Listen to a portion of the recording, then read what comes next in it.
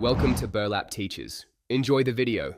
You start by confirming your ISP account is active and you have the right service type. This avoids wasted troubleshooting later. Once confirmed, position the modem near the phone jack or ONT, keeping ventilation space so it won't overheat. Now plug the power adapter into the modem and mains, press the power button if present, and wait. This initial powering is how the modem boots and attempts line synchronization, so be patient and watch the status LEDs for a stable power and DSL/internet light. Once the modem is powered and stable, attach the DSL or Ethernet WAN cable firmly to the modem's WAN port so data can flow. Next, connect a computer or use Wi-Fi to log into the modem admin at 192.168.1.1 with the default credentials. Make sure to change the admin password right away to secure the device.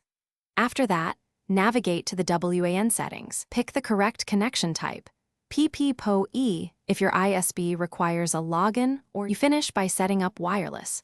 Choose a clear SSID and a strong WPA2 or WPA3 passphrase so devices can connect securely.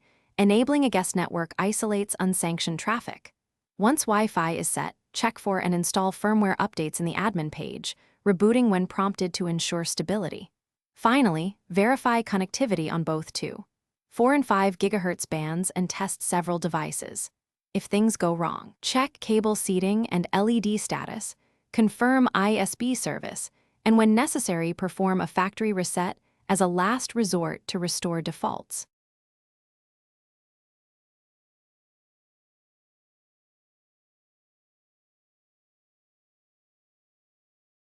Thanks for watching. Consider subscribing if this video helped you.